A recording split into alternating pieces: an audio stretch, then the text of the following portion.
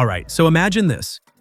You're looking at the first hands-on of the iPhone 18 Pro Max dummy, and your brain instantly goes, wait, that's it? Same flat edges, same overall shape, same vibe as last year. It almost feels like Apple hit copy-paste. But then, you start noticing the little things.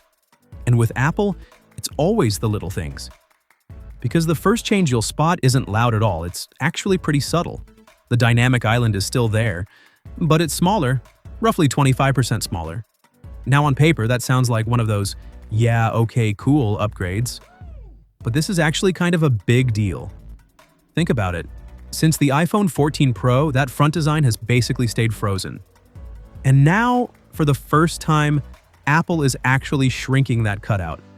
We're talking from around 20 millimeters down to under 15 millimeters. That's not just a visual tweak, that's engineering progress. And the interesting part, Apple didn't remove it.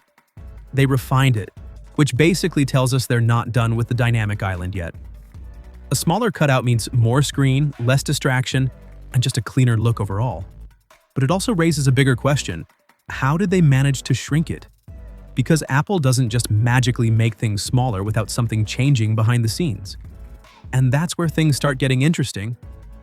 Flip the phone around and suddenly the boring narrative starts to fall apart. The camera setup looks chunkier.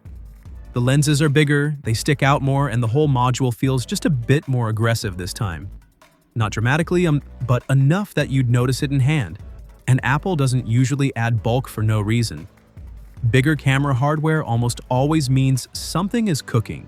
And in this case, it could be something we've been hearing about for a while, a variable aperture system.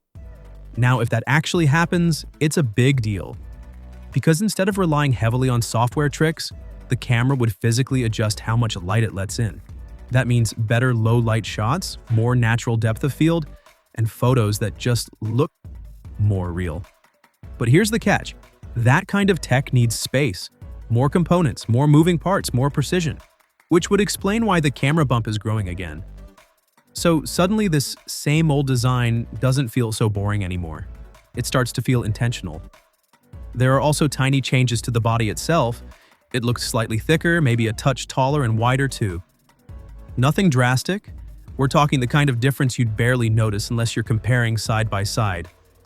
There's even a chance some older cases might still fit, depending on how accurate these dummy units are. But again, thickness usually means one of two things, bigger battery or more powerful internals, and honestly, it could be both this time. Now zooming out a bit, Apple's strategy this year gets even more interesting. Because alongside the Pro models, we're expecting something way more dramatic. Possibly an iPhone Ultra, maybe even a foldable. And next to something like that, this phone? Yeah, it's going to look safe, maybe even a little boring. But that might actually be the point. Let the flashy new form factor grab all the attention, while the Pro quietly levels up where it actually matters: camera, display, and overall experience. So yeah, at first glance, this feels like a small update. But when you connect the dots, the smaller dynamic island, the thicker body, the bigger camera hardware, it starts to look like Apple is setting the stage for something much bigger under the hood. And honestly, those are usually the upgrades that matter the most over time. But I'm curious, do you actually like the idea of a smaller dynamic island? Or were you hoping Apple would just get rid of it completely?